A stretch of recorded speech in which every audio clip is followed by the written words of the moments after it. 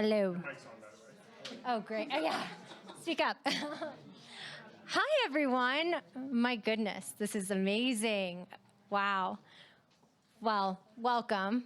YPN Aspen is so excited to have you all here today.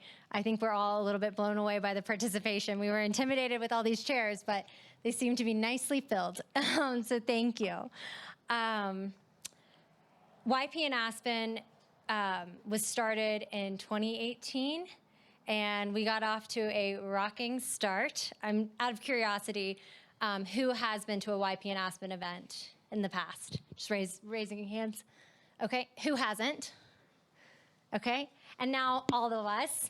It is our first YPN Aspen event post-COVID. So I feel like in terms of a location and a way to have our first post-COVID event, we couldn't do much better than this. I do want to take a quick second to say a few thank yous. I'll start with the AV, Sam, if you would. Sam Pincus, give us a quick. I wish I could tell you all of our events have been this amazing. While my iPhone 11 does a great job, it's not quite this. And this is going to be recorded and put online, and I think it's just a really, it's going to be special. So thank you, Sam. I want to thank the Aspen Board of Realtors who sponsored the cost of the food tonight. So thank you. Sotheby's, who sponsored the beverages this evening, of which we have a few more out there. And then, without further ado, I do want to just give a big thank you to Brittany and her team. Jen, this venue is unbelievable, and we are so grateful. Thank you so much. Yes. So, who's first time in here today, out of curiosity? Oh, wow, great. That was the goal. I would love, Brittany, if you want to just say a few quick words. Brittany Shami is the general manager of the Aspen Street Lodge, and it is available for rent, and she will tell us a few more details. Thank you all for coming. I'll keep this short and sweet. We are a brand new venue, of course. The lodge is available for full lodge buyouts, so we have 9 lodge rooms and then this beautiful penthouse apartment, which we also include. Today, the building is set up as a 10-bedroom rental. We do have the ability, actually, to convert the office to make 11 bedrooms. So we have an amazing team here on site, all locals. We really are here to curate amazing experiences for your guests. From events to curated activities, we've started an amazing partnership with Chris Davenport. So some adventures and opportunities that would be very difficult to pull together at any other rental. We can sleep up to 26 adults comfortably and up to 32 when we're including guests in the building. It's 26,000 square feet. The building is available for full buyout. So really who we cater to best are groups, whether it's a corporate group, a family reunion or retreat, a 50th birthday celebration, a bachelorette party, just a couple families that want to travel together. Those are really the kind of best groups for us. So Jennifer is my operations manager, my right hand, and we are very excited to hopefully partner with all of you and create amazing experiences for your guests. We are going to keep the building open, so once we finish with this amazing seminar, you are more than welcome to kind of walk through. I will lead a tour, but certainly help yourselves to take a peek around. Thank you all so much for being here.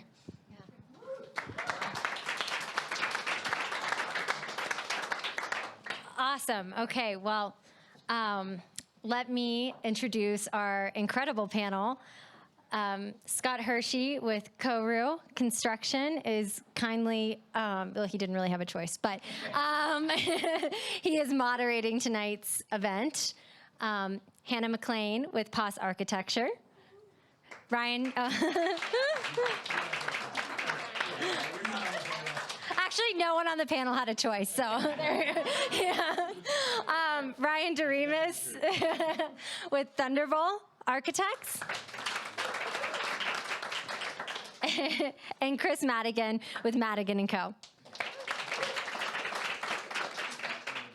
Just a quick note, Chris was the GC on this project, so any special questions, he'll be available. Again, whether he likes it or not, yeah, to answer any of those after, so. Chris? Great. Awesome, thanks, guys.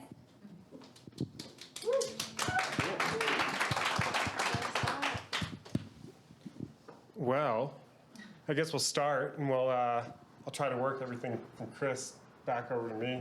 I'm on the So, spot first. yeah, Chris, you're on the spot first. This should be pretty easy. The worst public speaker, start with him. Yeah, that was kind of what they told me. Yeah. You know, Ryan and Hannah were like, start with him down there. So, Chris, I guess who are you, and how did you get to this valley? Your life in 60 seconds, go. I'm Chris Madigan. I'm just gonna give you the facts, right? And then people can ask questions, I guess. I'm originally from Austin, Texas. I've been in Aspen for 16 years. My background, what I went to school for was engineering. I went to undergraduate school at Texas A&M, and then I wasn't ready to get serious about life, so I went to Boulder and got a graduate degree in engineering as well. And following graduating from Boulder, I wanted to do something different. And so I took a job with a French offshore oil service company. And so I moved to Paris, and I worked extensively in Europe and West Africa on offshore oil rigs. A few years after that, I quickly realized that spending 3 months of a time offshore on a boat with 150 dudes wasn't that cool. So my uncle, who was back in Austin, was a home builder. And I came back one Christmas break or something, and I was all depressed and jacked up on anti-malarial drugs or something. And he was like, what's wrong? You know, you're in your young 20s. Why aren't you out there, killing it or whatever? And I just wasn't happy. And he was like, come work for me. And it had this really strong appeal. Like when I hadn't even thought about it, right? And when he just said the words or whatever, I thought about it over the next 2 weeks, and I kind of made an emotional decision, and I said, yeah, I'm all in or whatever. And so that's how I got into the building industry is through my uncle in Austin, and I worked with him for several years, and then I just by chance I went on a vacation. I went on, it was more of kind of a sabbatical, I think, because it was an extended vacation to Australia. And that is where I met the gentleman who afforded me the opportunity to move to Aspen. His name was David Lambert, and he passed away earlier this year. He's a great guy, great builder. I miss him a lot. And so he afforded me the opportunity to come to build in Aspen. And he brought me to Aspen to kind of look at the work that was being done. And quite honestly, from the level of work that I was used to what was being done in Aspen, I was blown away. And I was like, oh my gosh, if this is really my career path, and if this is really what I want to do with my life, then what better place to do it in Aspen, where your clients can afford you to build cutting edge stuff, right? And at the sharp end of the spear when it comes to design, and so I was all in. I was like, I'm your guy. So I moved here and worked with David for a while, and then I moved to a different builder, Brycor Associates, where that's where I really kind of cut my teeth and built my reputation, because I was the major liaison between Brycor and all the architects and owners and basically just starting to build the relationships that eventually have paid off. And then, so I worked with them for a few years, more than a few years.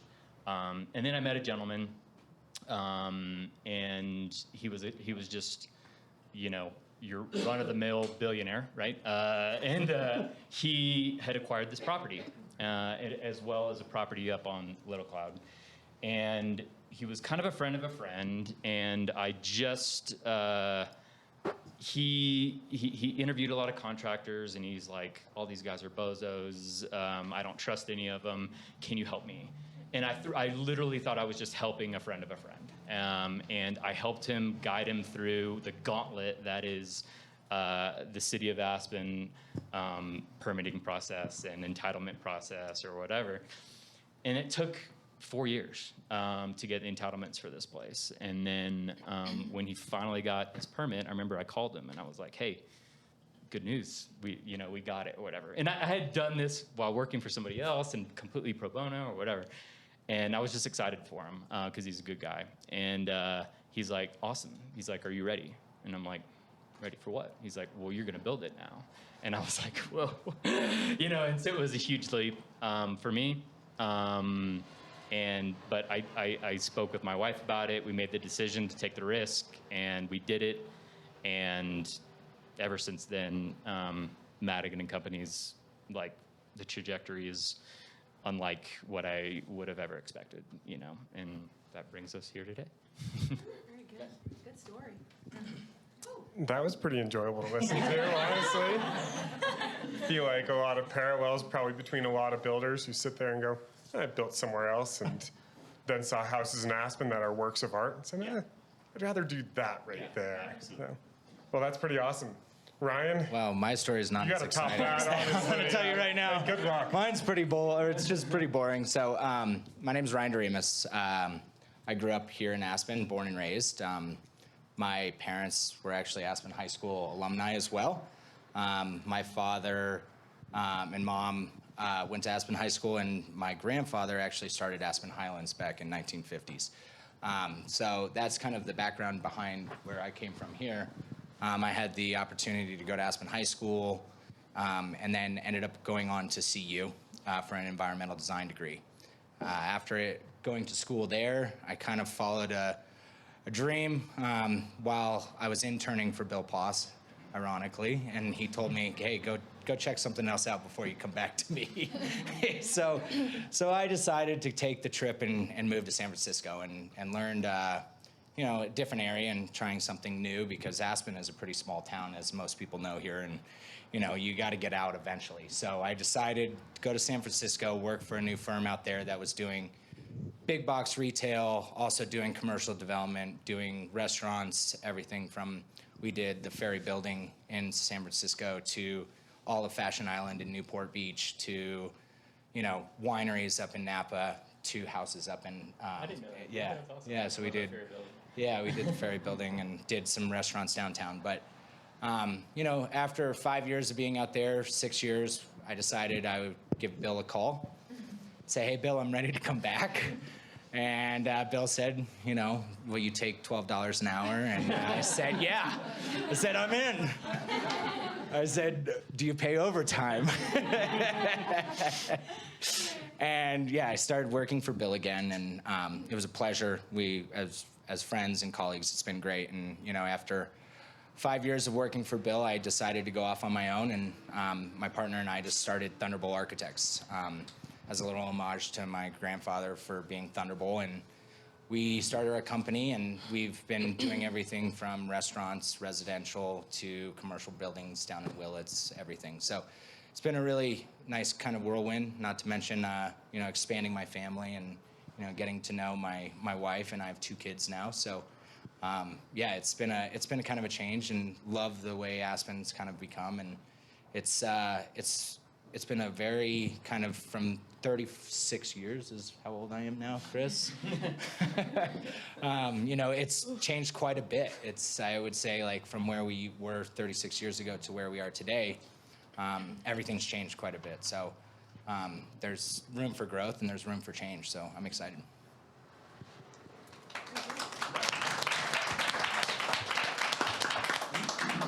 Are you going to go work offshore oil rigs or anything anytime soon? I don't Or? recommend it. I don't. I'm like, yeah, there's nothing I can't do that.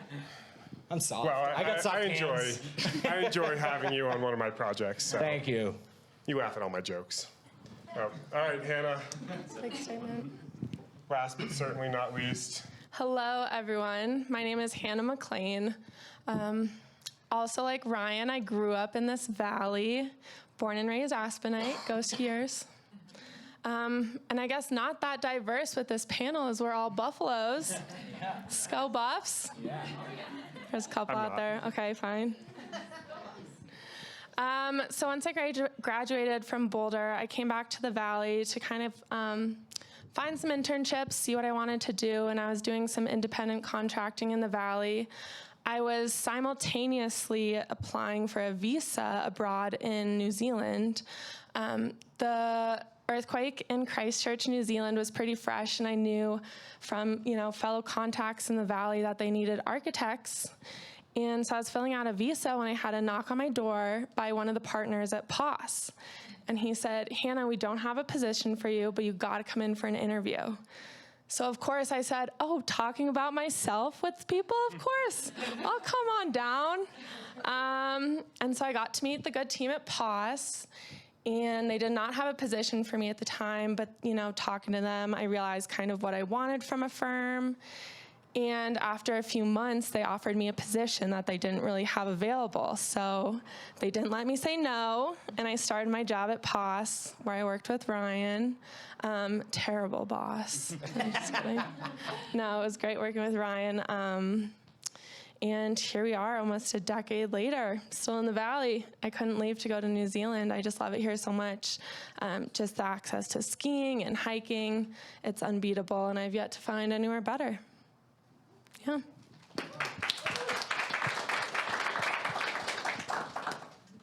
Well, happy to have you here, as always. Our next question is kind of already covered, but it was how did you get into your respective field? I'm going to change that one up on the spot and be like, what was your breaking point? What point for, I guess you two, did you say, I'm going to start something. I'm going to, make my own company and, was there just one point in You time want me to that start on this one so you're not on the Go spot? ahead. Yeah, go ahead. Well, I would. I know mine. Yeah. Well, it's an interesting point because I think there's a breaking point to everybody to make that big leap of faith to try to take that next level, and I think everybody dreams big and wants that opportunity to become your own boss and have your own company and have kind of this identity, and it's in the field of architecture, it takes a lot of time and experience to do that, and I think by the time you do it, if you're too late, then you're too old, and then it's hard to be in that spot. So, I took a big jump, I would say, at an early young age in my career, and I think, it was one of those things where I stepped up and I said, it's all or nothing now. I had nothing to lose. I had no family. I had no kids. I had nothing that would be holding me back that could potentially be, affecting others. So at that point, I said, what's for me is going to be the attempt to try and see if I can do this. And, I took a great job and a great, position that I had and said, I'm gonna try this and go for it and see if it actually works out. And, I was lucky enough to have a good personality and, a bunch of BS to get my first client. And, it was a big jump, and we were able to build a company, and now we're 6 years later have a good Rolodex of clients and people that we work with, and it was a time in which I think Bill and I were in tears when I left because I didn't. Oh. I was in tears. I definitely felt it was an emotional time for me to leave. So maybe Bill didn't feel the same way, but yeah, it was one of those things where you kind of have to take that jump of leap, and it worked out for me for right now. So for right now, Bill, is it open? Is the position open? Okay, good. So what was that inflection point, though? Like, do you remember the day where you were like, this happens, or what was the catalyst? For Ironically, it was my significant other, who's now my wife, who kind of said, like, maybe, she had her own firm. She'd been 5 years in her firm, and she said, you could probably do this on your own if you tried. And I was very hesitant because, at the same time, it's something that I wasn't prepared for. But, it was worth the risk. Yeah. You know, so. So my answer is a lot like yours, Yeah. but the one difference being that you know, you work. I'm not, you know, when people ask me to describe myself to them, right? Like, I'm not the smartest guy. I'm not the best looking guy, but I will work harder than anybody. And so in my 10 years before starting my own career, I just worked, and I just there's just something where it's like, you know, if you're given abilities, if you're given what all of us have something inside, and I feel like it's just incumbent upon us to make the most of it, right? And so I just always have been a worker. And when my opportunity came with this hotel, it was on the back of, I was married and I just had my first son, and it was just more so, we didn't have anything to lose. Like you said, we didn't have any money, right? Like, and I knew at the end of the day, if everything went horribly wrong, I would have my wife and I would have my son and I would have their love, right? And I said, the risk it far outweighs staying where I am and continuing this grind where it's not for me and my family, right? And so I said, F it, I'm trying it. And that came, I think what also helped me finally make that decision is because it came following a decade of establishing relationships, and I knew who I was, where I was in this valley. I had relationships that I felt like could support that leap, and so yeah, that's the hardest decision. You have to make the decision to try, right? Once you do that, you build it up in your mind that it's a lot harder than it is, but making that decision is the hardest thing, and that's at least what I found. Yeah. I think for me, I almost didn't have a decision to become an architect. Growing up, I think when I was little, I really excelled at art and math. And I think my mom said, this is the direction you should go with these talents. And I honestly don't remember a day where I said I wanted to be anything but an architect. I will say, though, day one, starting at POS, I think one of the partners said, Hannah, you're young. Now's your chance to get out.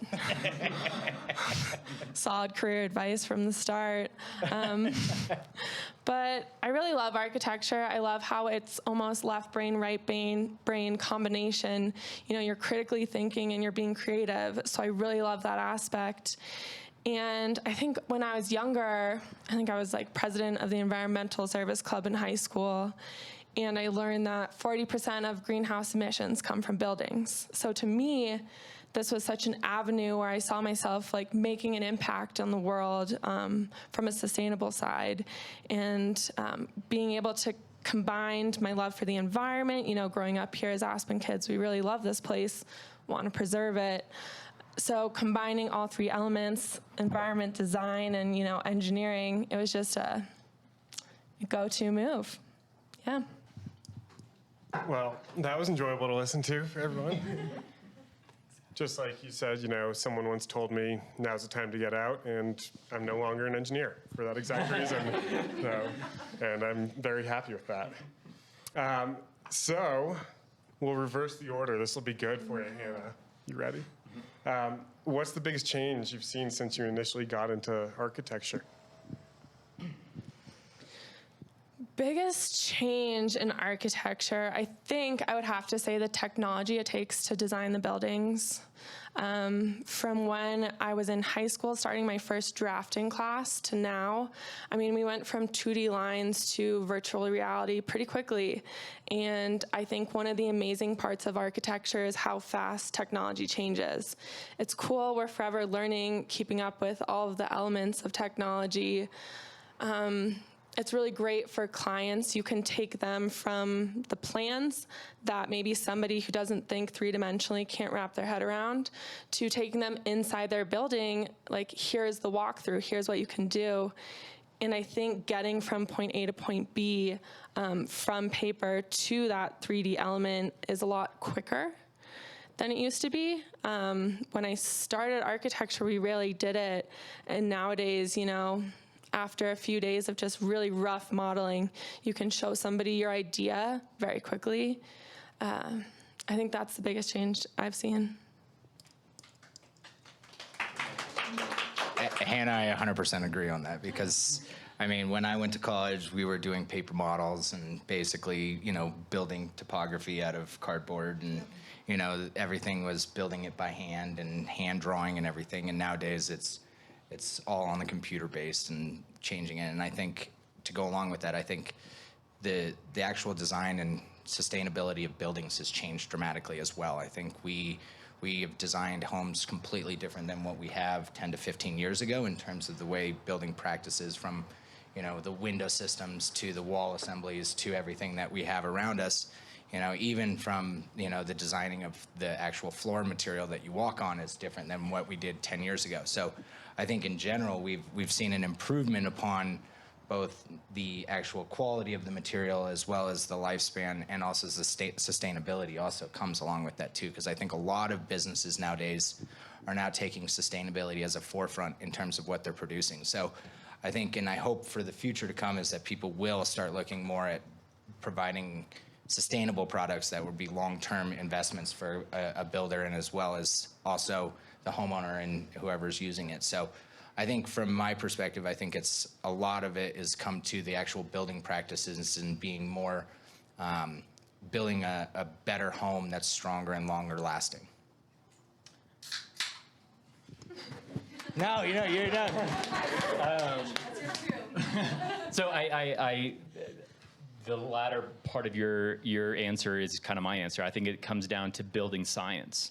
I think we are just smarter about the way that we build now, and I'm drawing from 10, 15 years ago, and that's one definitive change I can absolutely recognize, is just the performance of materials, being designers, contractors being more cognizant of assemblies, making sure that they're going to stand the test of time.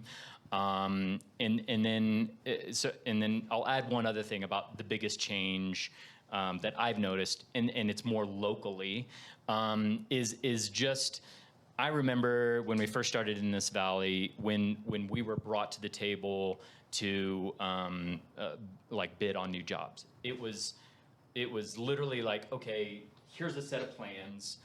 You and 10 other contractors are bidding this. Bid it, right? And it was the worst practice of all time, right? Because there was no buy-in by contractors, or it was just the consultants and the architects from day one. And when you hand a set of plans to somebody, it can be interpreted many, many, many different ways, right? And so it should come as no surprise that when they got numbers back, it was all over the place, right? Because different contractors interpret things differently.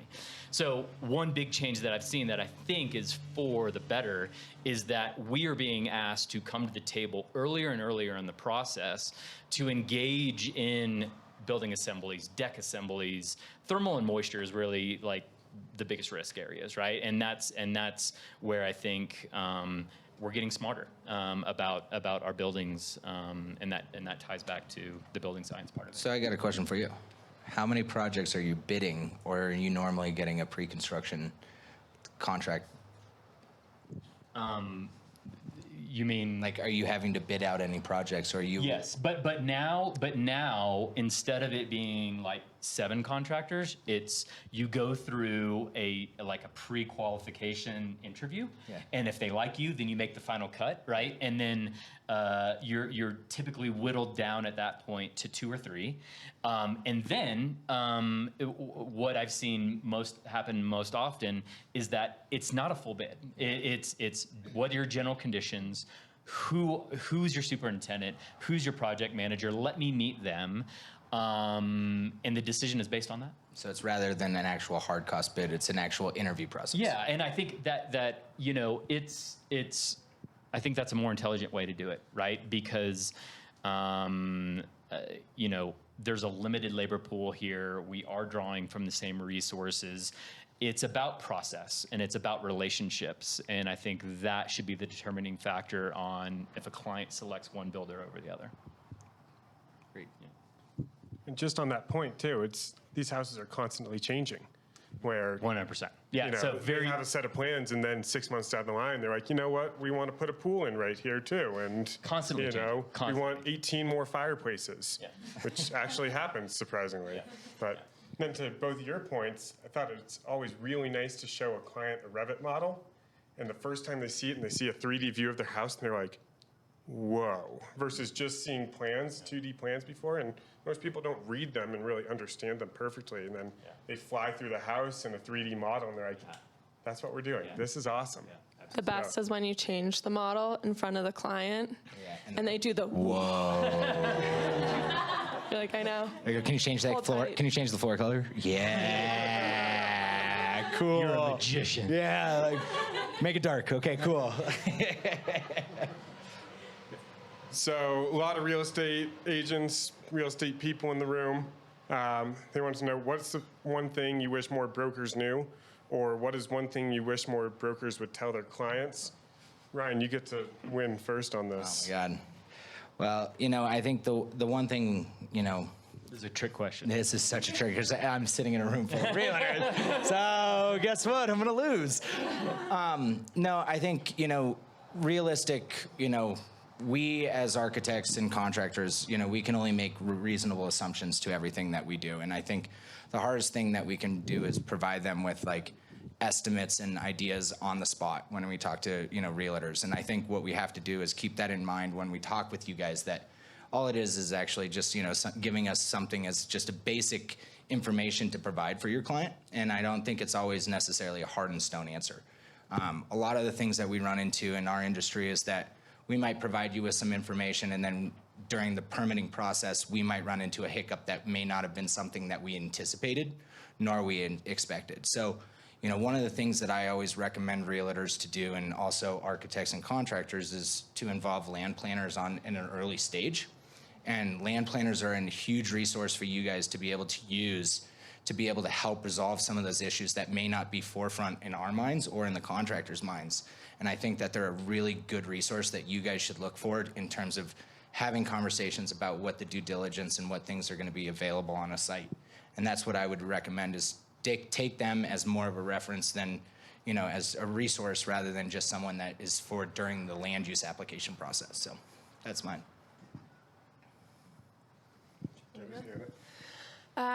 To piggyback on Ryan, I think one of the biggest things I would love realtors to know is who designed the building you're selling or renting. For instance, my firm, we're almost 50 years old, so we've done a lot of buildings in Aspen. So if there's ever a chance you're in a POS house, if you have questions about it, you might not know why it's laid out a certain way. The architect could have developed it with a system in mind. So, call up our architects. I'm sure we're all available to answer your questions. Bring us in. If you have a client that's interested in a remodel, you might not know how much, FAR is left in the building. You might not know if you're able to develop more. You might not know if, you tear down the wall, you screwed yourself for the future. So really bring us in, give us a call. We're more than happy to help you guys out. Don't make up answers. And, it just shoots us both in the foot. So yeah, just give us a call if you ever have any questions on a project. I guess one quick question there, because I've gotten these ones before. What is FAR, and what are height restrictions in Aspen? What are all those little subtleties that you have to build around that everyone goes, well, why didn't you do this? And why isn't that roof deck right there? And can I have another pool? What are those little subtleties?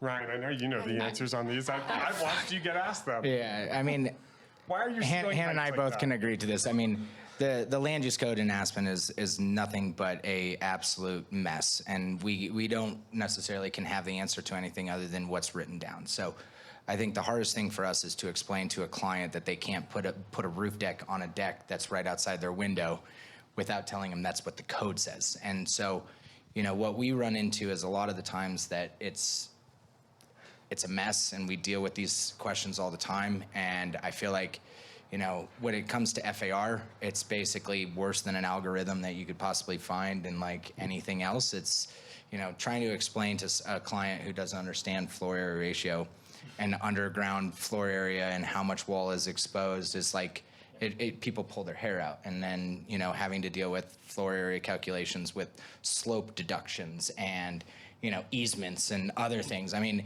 it's a process that, what I would tell everybody is like, it takes time and we need the proper data to be able to give a realistic estimate on what the floor area is. And, when we do improvement survey plats for clients for when they sell the house, there's a lot of information that could be used from an architect that could be potentially added that could save an extra trip for a surveyor. Being slope analysis, it doesn't have to be a full topography, but it could just be a slope analysis, can help an architect dramatically on giving a lot of information early on. Chris, For Mike, me, you. so owners always remember the first number that you throw at them, no matter what, right? Like, I don't know how many times I've been sitting in an initial budget meeting, like maybe it's a pricing done on a schematic set of plans, right?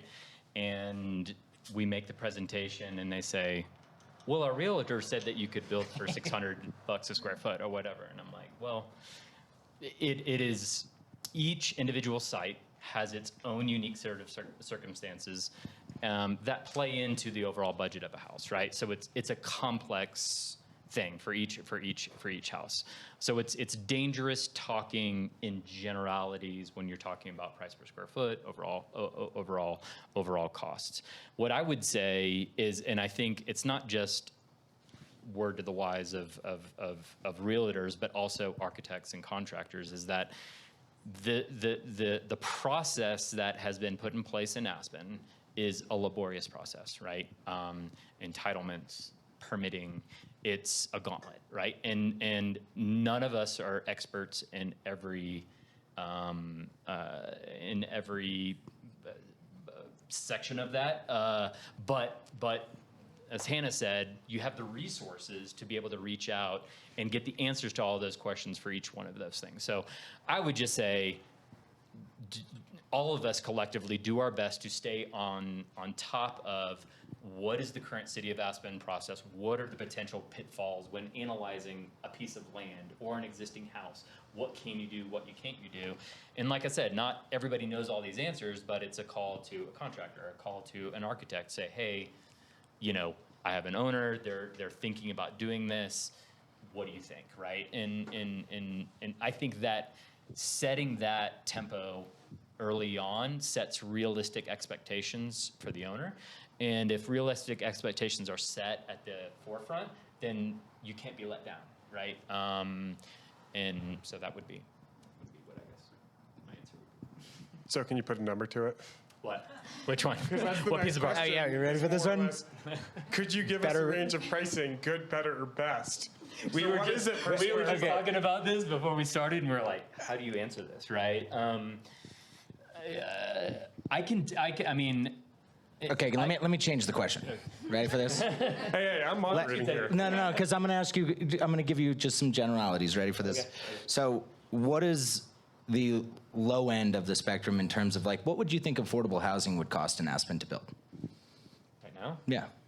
1,000 a square foot. Okay. So there you go. So that's the bottom line of what we're talking I'm about. building a building right across the street, the Mountain Forge building. Doesn't sound affordable. No, I think yeah. it's called employee housing, Yeah, it's not affordable housing.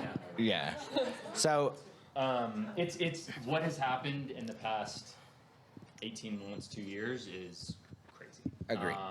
Crazy. And the reason I gave him that answer is right across the street, we're finishing the Mountain Forge building. There is a affordable housing unit, and it's about 1,000 square foot. yeah. Can you talk about some of those things that have happened in the last 18 months affecting you guys? Absolutely. You want me to jump Yeah, into yeah. that right now? Parts of the, No. I see how high the number. No, okay, so Okay. we started at that because I wanted to give you guys a baseline for where we go from. It's all up from there because, we're talking numbers that go exponentially higher. I mean, you can spend as much as you want, right? Like 100%. on the top end, right? So let me just ask a general question. What is the most per square foot cost you've built so far? We are building a place right now that's 2,800. Okay, so that gives you kind of a general range. I mean, we're seeing anything in our office right now, anywhere from basically 1,000 to basically 2,400 is what we're seeing in our office right now. You know, and the $1,000 a square foot is getting you kind of a low end, basically in the door at a lower range of basically housing. Even at multifamily, we're still seeing high numbers like that. So I think what we're getting around is that what I'm seeing, and probably Chris is seeing as well, is that you can change your fixtures from being one fixture to another, but it's not the cost of the fixture, it's the person installing it. We're limited on our market up here with labor, and there's basically only a limited amount of supply up here, and people have tried to bring in labor, and it doesn't work out like we would anticipate. So I would say when we look at these numbers, we see time and money going together, because what we're dealing with is a small pool of people that are doing really good work.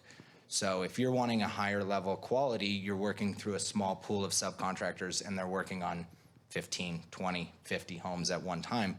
So, you know, you may see a project taking longer and longer because of the quality of work and the people that we have to work with, from, you know, tile guys to plumbers to electricians to AV consultants. I mean, it's everywhere. I mean, even we're looking at even, you know, roofers. Roofers is one of the hardest people to get a hold of right now, because, you know, basically no one is available because every shake roof is being replaced right now. So I think, you know, that gives you guys a good wide range of what we're seeing in the market in terms of cost per square foot. But, you know, when I look at it as a number, I think really more than anything, that number is going to be always moving, depending on where we are with supply and demand. So we say that now, but in a year or in 2 years, it could potentially be adjusting based on what needs are in the community. So that's the way I see it right now.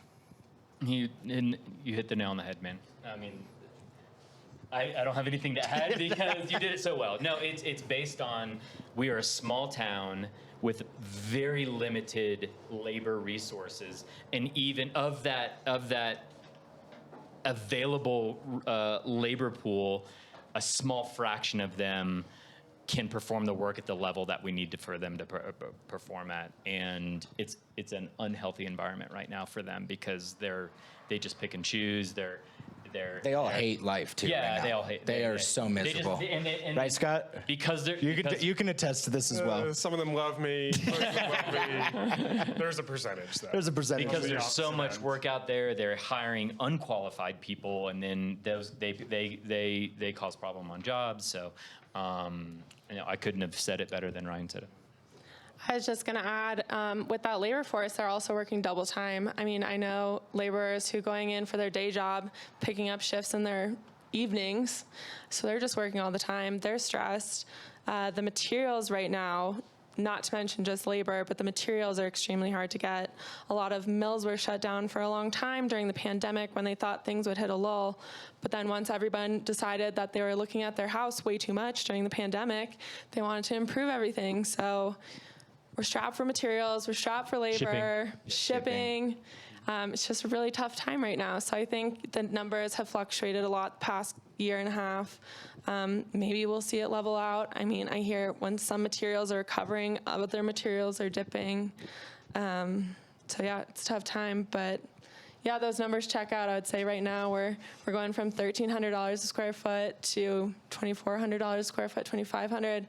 And in Aspen, you know, we're always getting quality construction. So saying like low end, that's not a thing here. It's the 1,300 is still a quality product that you're getting. Yeah, it's always one of these, that looks pretty good, but it's not perfect. Go make it perfect, and it's not going to cost me any more money because I'm already paying you. All right, you had one question out there, though. I was just saying, what range would you give for like a mid-level condo remodel? Chris, do you want to touch that? Because I'm pretty sure you don't touch those. No. I mean, I hate answering a question with a question, right? But it's how far is the remodel going, right? Like, are you stripping everything out down to the studs? Yeah. So, I would say a good percentage is, I would say in that scenario, and don't quote me on this, I would say the value of those numbers that we were just talking about, rough numbers, the value of what is existing is probably 30% of that number. Exactly. I was going to say the same. It's about 20 to 30% reduction by doing an interior gut remodel, because likely what you're going to end up doing is replacing all of the plumbing. You're going to be adding in. I'm saying a full gut on 1,000 square feet. You're saying just base it off Well, minimum 1,000 to 1,300. And we're We're saying saying of it's the numbers number- that we quoted, assume a 30% reduction Yeah. on that number. yeah. So assume 700 if you wanted to use $1,000 a square foot. So the cost. 1,500 would Yeah, be 1,500 would be 1,200. So the point to this is that really what happens is a lot of the times when we open a lot of condo gut remodel stuff is that you're ending up replacing all of the guts of the building anyways, and the only thing you're really leaving is the stud. So you're replacing the sound, you're replacing the insulation, you're replacing most likely the plywood on the floors, you're redoing all the sound attenuation on the walls, you're doing everything. You're probably redoing plumbing, changing out the plumbing because it's leaky, or if there's potentially water mold while they're plumbing, cast iron, Exactly. right? Like you got Yeah. So What does cost per square foot look like the further you go down valley? much better. So like basalt, snowman. Why is that? So Do you wanna know In what- all honesty, I've never built anything farther than a 3-mile radius from where we are So- right now. So I'm I- fascinated past by the this roundabout? question. Yeah, it's called the, yeah. From what we've experienced, so we've done some commercial projects down valley, and we're doing some residential projects down valley. And what we find is that a lot of the consultants or the subs will actually give you a discounted rate because they're not coming into Aspen.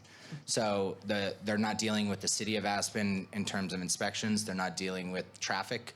They're not dealing with all the other things. They're buying down valley from materials down valley. So a lot of the things that you see is that the further you go away from Aspen, the more it's reduced. I don't think it's like a dramatic change, but I do think you start to see deductions the farther. I mean, even going to Snowmass, you see a reduction because people don't have to go past the airport. So we see that across the board with, people not wanting to come into Aspen because one, they're coming in, they're leaving Parachute at 5 a.m. to get to Aspen. They're leaving from Grand Junction at 4 a.m. For saving an hour of travel time is a big deal for them, and they're not charging the client their travel time because that's not included in their budget. So that's where we see a lot of the discounts, is because one, easier to work with those jurisdictions in terms of building and actually building practice, but it's also usually there's a smaller market in terms of high-end homes down there as well. Alex? Cost and time for a remodel versus new construction. Oh, we're gonna get That's to a that. great question. We're gonna get to that, Scott. It's like the next question on the list. Yeah, you're jumping ahead. Yeah, you're what? For permits, the cost of the permits, cost and time for permits on remodels, and then cost and time for permits on. I'm gonna leave this to Hannah. Right now, Thank you, last year. Hannah. Thanks, Ryan. So right now it's a tough time because I know that it depends on city and Pitkin County, if you're dealing with City of Aspen or Pitkin County. And I know that both have had shortages in the departments reviewing the permits, but I would say a good number for a client who's interested would be about 6 to 9 months for new construction. Depends, but yeah, For Aspen? for Aspen, City of Aspen. And pick. For a permit Pitkin? to get approved. Were you asking like permit wait time or how long it takes to put together a permit set? No, once you deliver your permit. Oh, from permit submission. Permit submission. Okay. I'll give you. I've seen up to a year I would on tell- new construction. Yeah. I would tell your clients 1 year as a comfortable number to be able to cover ourselves in terms of anything that could potentially go wrong. Anything, we're seeing 9 months to a year in terms of our permit time in the city of Aspen. County can be anywhere from 12 months to 2 years. How about the remodels? For remodels, it's not much of a difference because what happens is the city of Aspen is not prioritizing any permit being a remodel versus a new construction. The only thing that we're seeing as a benefit is an EPIC permit in the city core, which it does give you a little bit of a lead time in terms of reducing the time for if it's a commercial retail or restaurant project. But in terms of residential work, assume anywhere from 9 to 12 months is what I would say. Now, if you guys ever want to do a project in Snowmass, it's awesome. It's like 30 days. It's normal. It's really good, and I love snowmass. So if you guys need an architect, call me because that's the best place to work. So no, so it's crazy. Snowmass is like 30 to 45 days for a new construction permit, and it's about 1/10 of the permit cost. So like it's unbelievable. They're absolutely got their stuff together. And I would say that if you guys want to, look at it, it's really a big difference when it comes to permitting process. So, and then Basalt, I would say right now is currently running pretty slow as well with their changeover to their whole building department. They did just pick up a new chief building officer. So I would say right now Snowmass is the best incentive in terms of permit time and cost. Cost of a remodel permit versus new construction? I can't say. I think it comes down to a percentage of what you're Yeah. putting into it. What it is I would recommend everybody, if you are looking at somewhere where you're having a client asking you about how much a permit's going to cost, the city of Aspen does provide you a pretty good location for you to actually put together a permit assessment cost, which you can put in information that will spit out just a general cost of a permit.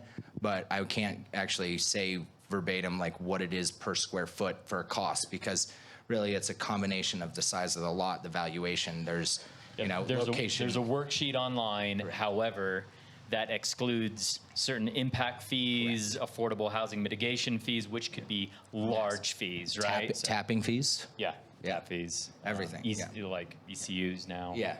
Crazy. So- So it's a general guide, but you got to put an asterisk by it and say there could be some other significant associated fees. Absolutely. And if anyone wants to watch a video on getting permits in the city of Aspen, there's one with Ryan starring in it on the City of Aspen YouTube page. I highly recommend everyone go watch it. He's a superstar. The guy at the car wash even recognized him from it. So, Thanks, Scott. yeah. So, I'll do anything for a all right, one permit. more. So what are you quoting for the time of purchasing a property, a piece of land to be 2 years. able to walk? I thought it Oh, no. was To just shovel in the ground, I would say 2 Okay, years. but 4 years to move in. Yeah, it depends. Yeah. All right. Am I off base? I would say, pretty right. I mean, 2 years of construction, I would say is kind of on, I see anywhere between 16 and 24 months. Yeah. So, we could But see. the process from somebody comes in, buys a lot up Castle Creek. Yeah. From that point, Yeah, to when for you get a county. shovel in the for ground, county, how absolutely. long is that? County, absolutely. Yeah. Yeah, 4 years. City of Aspen, you're depending on how long the architect takes to come up with some crazy design that can't be built, and then, it could be, a year of process. Yeah. Why is the county so much longer? The county is now instilling a land use application for any site plan review. So what's happening is the site plan review for any lot that hasn't had a site plan actually applied to that lot. So anything really built in anything before the 90s is requiring a site plan review to establish setbacks, boundaries, and everything, which is requiring a full land use application. So what they're making everybody do is take those previous lots that were developed early, actually having them going through the process to actually establish bounds and means to their property. So you have to go through that before you can actually apply for a permit, and that takes anywhere between 9 and 12 months. So it's a long process when it comes to a property that has an older site boundaries, and if someone's tearing down an old house, that's where you're looking at a 2-year process. Sorry. Given all of what you're saying, do you at all see clients come to you who hear all of this and then say, oh, I'm just going to go build down Valley then if I have to deal with all this? Or do you still think that there's that desire to be this close to ski? I'll answer first, and people want to be in Aspen, right? I think there's a lot of initial reaction of, no, I need to be in sooner than that because these people in our clientele are used to having things done quickly for them, right? This is just a byproduct of doing business in Aspen. And I am not aware of a single project that I've been initially involved in that they have decided to not proceed. Well, not proceed because the process was too arduous and it was going to take too long. people have different, obviously personal things that change in their life and that have stopped a project before, but I've never experienced one for that specific reason. Yeah, I mean, what I see a lot of the times, and this leads to you guys, is we end up having people buy a piece of property and then they end up investing in a second property, either in a rental property or they potentially are looking at it as just a rental for them so that they have something to come to during that process. So we see a lot of people that will buy something as a long-term investment and then invest either in something that's smaller or And live potentially there while it's under Exactly, construction, yeah. and then they move into Exactly. their So, house. and then either they look for that as a resale later on, or they look at it as a rental property in Aspen. So that's what we've seen a lot, where these guys end up buying 2 properties for the price of 1. Yeah. I plan on doing that as well. All right, what would you give for a timeline on a 5,000 square foot home? We just kind of went over that, but we'll just, beat a dead horse. It's going to be, I'm putting some boundaries here. New lot, you got room to lay down everything. You don't got any crazy, shoring or anything. New 5,000 square foot home, Cemetery Lane versus a 5,000 square foot remodel. How long is it going to take you, Scott? Well, I'm pretty quick usually. So, well, let's put your project on the spot. Okay. So Scott and I are working on a project. It's 2 duplexes, 25,000 square feet. Alex, we started that project, in 2000 and Last October. Well, no, but I'm talking from when we started the project, from an architect standpoint. I think it was late 2018. And so we're going to be breaking ground and getting CO in 2022. Correct. Yeah, so we're seeing anywhere from 3.5 years on that is about the time frame that we're seeing from the time architects started it till the time that's completed. And what's construction on that? 25,000 square feet duplex? It's 20 grand, 20,000 square feet. Just over About. 20, just over 20,000. So, And but construction time as well? It's about 17 18 months yeah, so versus remodel. What are your thoughts on that? So we're involved with a couple projects that are quote unquote remodels, but they're the 60-40 thing. So, so there's, you might be able to speak a little bit more intelligently about this, but there is a very hard line distinguishing characteristics of a property of new construction versus a remodel, which prohibits you from demoing more than 40% of any existing structure.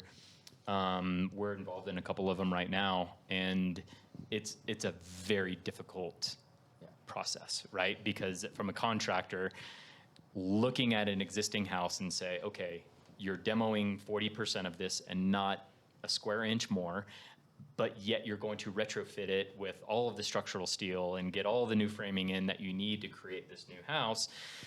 I think me and my team would say that process takes just as long as new construction, and we would prefer just to wipe it and build it with new engineered wood and be in control of our own destiny. Where it seems like a bit of a silly policy from the city. well, I think that the problem is it's the term legally non-conforming, which we hate to hear, because legally non-conforming means that we're going to be put between a hard place to keep existing. And that 40% rule is in place so that once you go over 40%, then you have to bring it all into conformance with current code, meaning you lose all those non-conformities that you have. So for us, we end up putting a position where we're dealing with some of those houses that are legally non-conforming, either with too much deck, or they're over the height limit, or they're over setback limits. And those are the things in which once we exceed that 40%, then it becomes basically back to square one on a new construction home. So I think from that perspective, I think remodels are as difficult or more difficult than new construction when it comes to schedule, because the city process, what we go through having to deal with renovations, is not demo it, start reconstruction. They want to have steps in between in which you'll have zoning come out prior to demolition and show them where we're actually demoing walls and where we're not demoing walls. And then that leads to a longer process for, a renovation process that would just be where you would be just digging a hole at that time. So. And when you start a demo of a place, you never know what you're going to find. Absolutely. Right? So there's you have a design that was predicated on assumptions, structural assumptions, if you didn't have good plans of the old structure or whatever. And it's by no fault of architects, it's always wrong, right? Just because there was not good information. And so you demo, you actually get a good audit of what you're dealing with. Structural system changes, mechanical system changes just because of routing or something. So it definitely is a more difficult process than starting new. Timeline if it's a historic home and you got to deal with HPC. You Just know, add like 50%? well, I think that aspect of it is it's more of a detriment on the permitting side than it is actual construction side, because we've done enough projects over in the West End where we're really good at stripping it out, lifting it up, doing our construction, setting it back down. So I would argue that I know that going through HPC prior to permit submittal is a tough process. So I would say that penalizes you more on the planning side than it does on the construction side. Yeah, the lifting of the house is easy. Yeah. It's just getting them to sign off on it. Yeah. Okay, I think this is the last question. And, well, we've gone over this a few times, but maybe anything else that you got to say about it is, what do you think makes Aspen more challenging and difficult to build in compared to any other places? You know, maybe it's the guys coming from Grand Junction at 4 a.m. Yeah, I would say, just right off the bat, before these guys, I would say limited labor pools, qualified labor pools, for sure. And there's no doubt, having been familiar with the building permit process in other jurisdictions around the United States, Aspen is definitely one of the most difficult ones. So I would say those two things coupled, and the fact that we're in a remote location too. Those three things, I think, are the main drivers.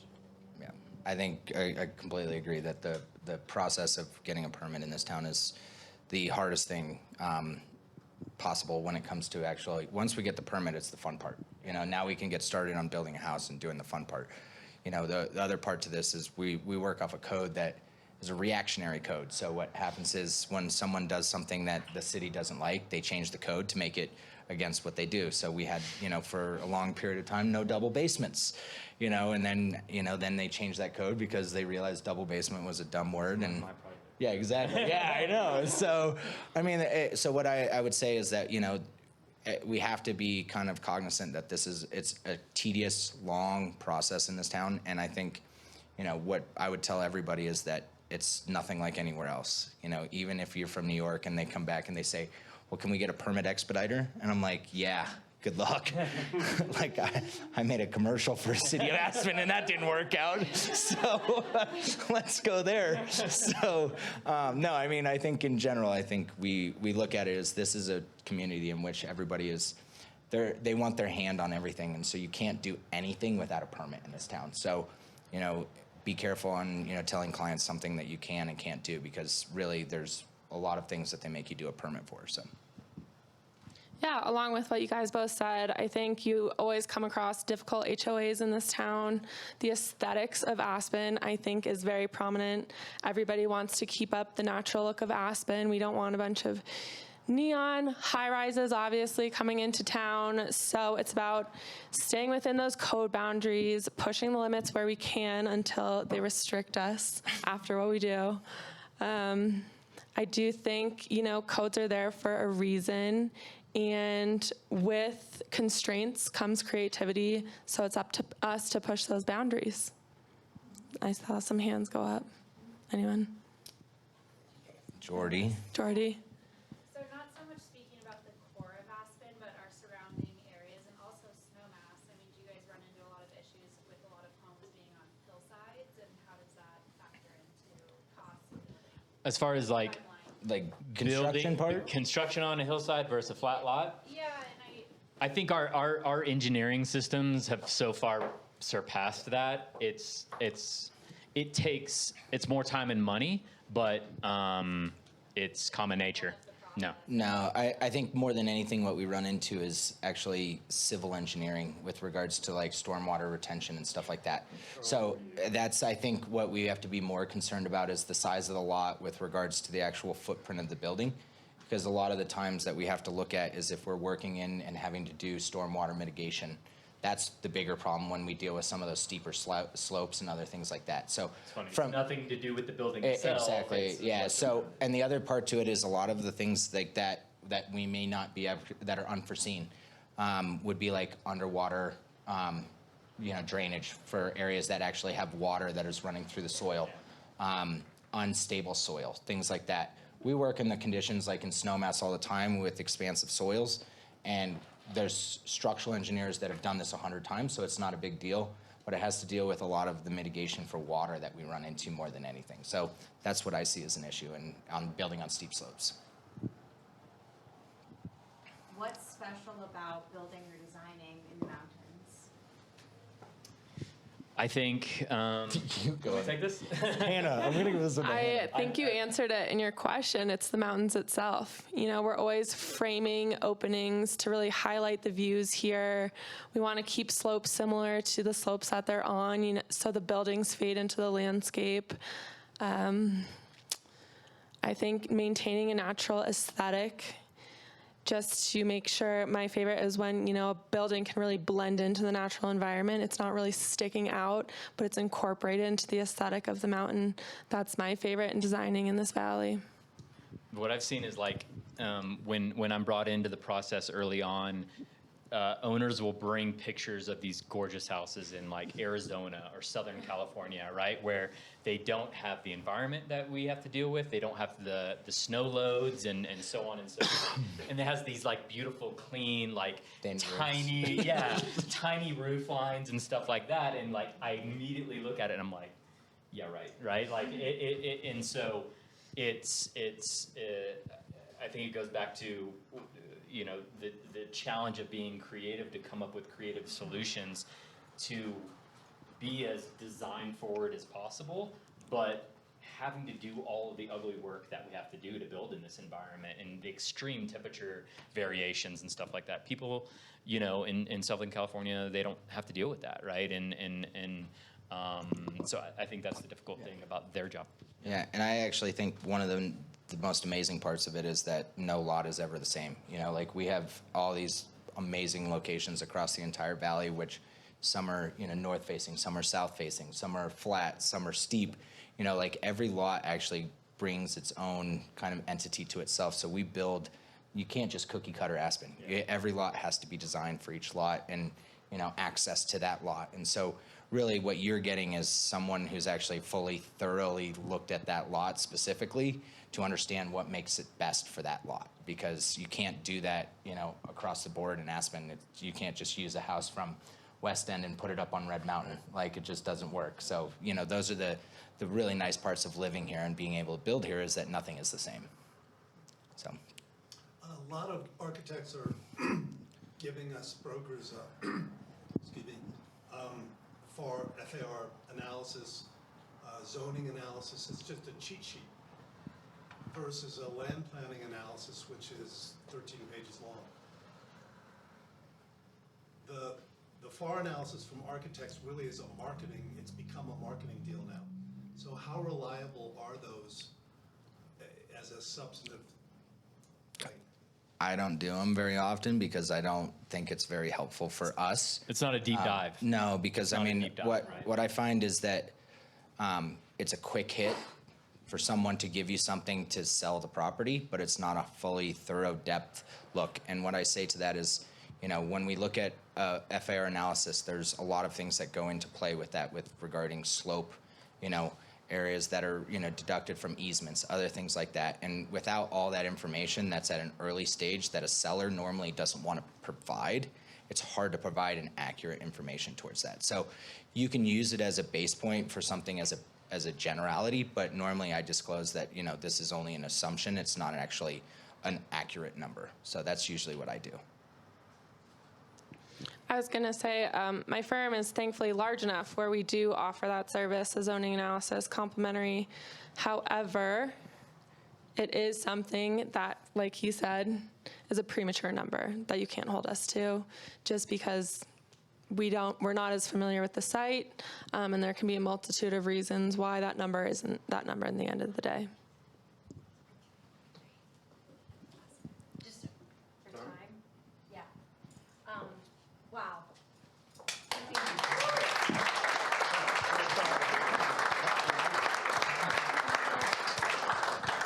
Thank you all so much. This panel, wow. You guys were amazing. Thank you all for giving of your time. I know each of you is very busy. We would love to hear from you all. YPN Aspen, we have an email, and that's ypnaspen@gmail.com. And if you all have any ideas or topics you'd like for us to brace as we get back into the swing of things, we were tracking quarterly events, and we'd love to get back into that. So we'd love to hear from you on things that you think, hopefully you found tonight to be helpful. I think, I know I did. But what you'd like to hear more about, we'd love to hear from you. So thank you all again for coming. Brittany is going to do a quick tour for those that are interested in seeing the lodge. But if we could, just one more time, thank you guys.